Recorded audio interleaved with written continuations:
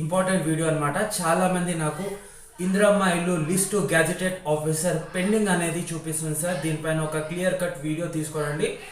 And చాలా మంది అనేది నాకు కామెంట్స్లో ఒకటే క్వశ్చన్ అడగడం జరుగుతుంది, లిస్టు గ్యాజెటెడ్ ఆఫీసర్ ప్రాపర్ ఆన్సర్ ఇవ్వండి అని చెప్పేసి.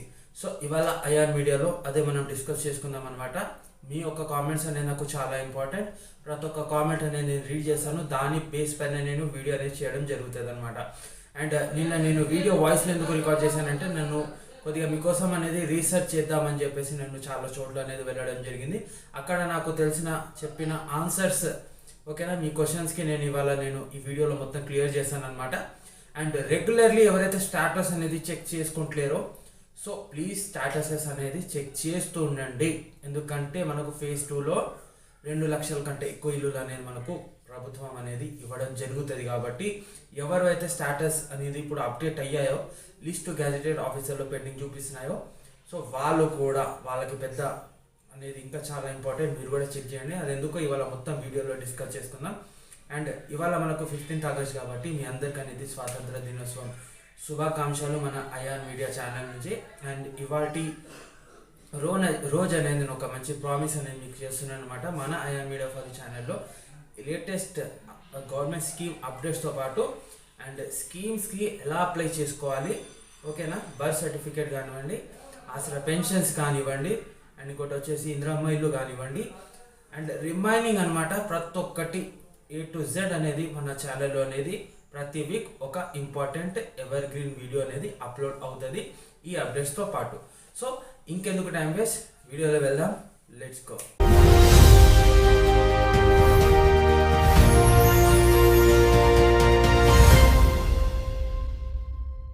సో మెయిన్ టాపిక్ ఏంది, ఇందిరమ్మ ఇల్లు లిస్టు గ్యాజెటెడ్ ఆఫీసర్ పెండింగ్. ఎవరికైతే ఈ స్టాటసెస్ మెయిన్గా నాకు తెలిసిన ఆన్సర్స్ ఏంటంటే, సో చాలా మందికి అనేది first pending for MPDO approval అనేది చూపిస్తుంది. స్టాటస్ చెక్ చేసుకున్న తర్వాత దాని తర్వాత మళ్ళీ లిస్టు గ్యాజెటెడ్ ఆఫీసర్ చూపిస్తుంది, దాని తర్వాత మళ్ళీ పెండింగ్ ఫర్ ఎంపీడీఓ అప్రూవల్కి ఇలా వెళ్ళడం జరుగుతుంది. అది ఎందుకు జరుగుతుంది అని నేను అడగడం జరిగిందనమాట. సో అక్కడ నుంచి రెస్పాన్స్ అనేది మీ యొక్క అప్లికేషన్స్ అనేవి ప్రాపర్గా వెరిఫై అవుతున్నాయి, రైట్. మీరు ఏదైతే డాక్యుమెంట్స్ ఇచ్చారో, మీరు ఎక్కడైతే ఉంటున్నారో ఓకేనా, మీరు ఇచ్చిన అడ్రస్లో మీరు ఉంటున్నారా లేదా, లేకుంటే మీరు ఎక్కడైనా షిఫ్ట్ అయ్యారా, మీ దగ్గర అనేది గవర్నమెంట్ గైడ్లైన్స్ వ్యతిరేకంగా అనేది మీ దగ్గర 4 వీలర్స్ కానివ్వండి, మీ దగ్గర స్లాబ్ హౌసెస్ కానివ్వండి, లేకుంటే మీ మీద ఏదైనా పెద్ద ల్యాండ్స్ అనేది ఉన్నాయా, ఇది ప్రాపర్ చెక్కింగ్ అనేది జరుగుతుంది. సో ఇప్పుడు ఈ జనరేషన్లో, ఏఐ జనరేషన్లో అనేది ఇందిరమ్మ ఇల్లు అనేది గవర్నమెంట్ స్కీమ్స్ అనేది అందరికీ అనేది పొందాలనుకుంటే అది చాలా లక్ ఉండాలన్నమాట. ఎందుకంటే అర్హులకే మాత్రమే దక్కుతున్నాయి, ఎవరైతే అతి అవసర పేదలు ఉన్నారో వాళ్ళకే మాత్రమే దక్కుతున్నాయి. కాబట్టి మీ యొక్క స్టాటసెస్లో ఫ్లక్చుయేషన్స్ అనేది జరుగుతుంటాయి.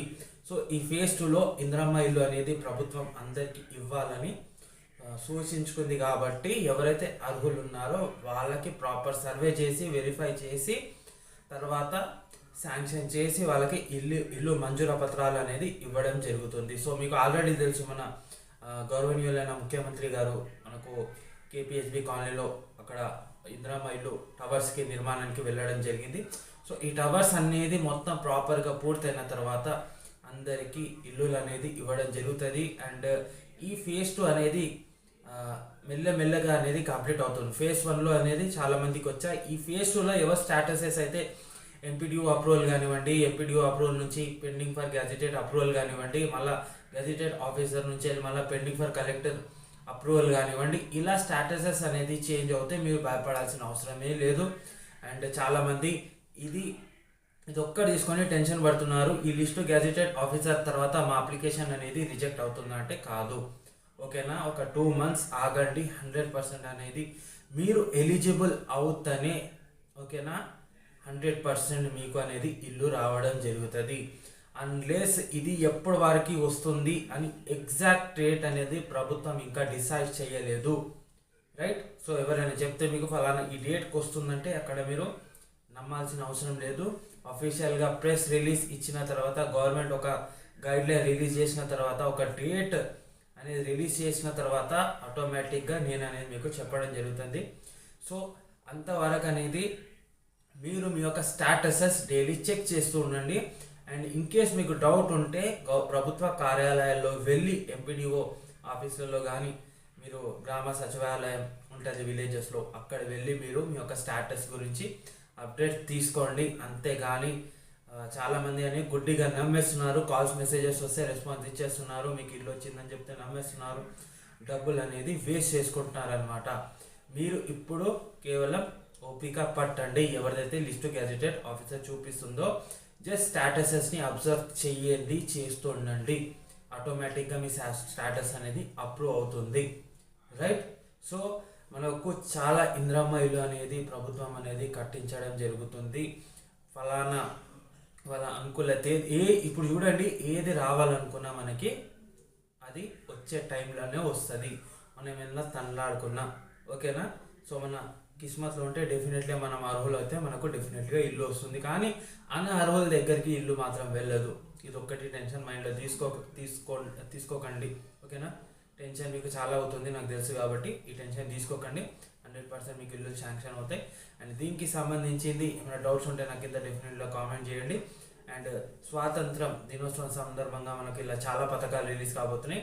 దానిపైన కూడా రెగ్యులర్గా మన ఛానల్లో వీడియోస్ వస్తాయి, కాబట్టి ఛానల్కి సబ్స్క్రైబ్ చేసుకోండి. కలుస్తాను నెక్స్ట్ వీడియోలో. నేను మీ Imran. Thanks for watching. Jai Hind.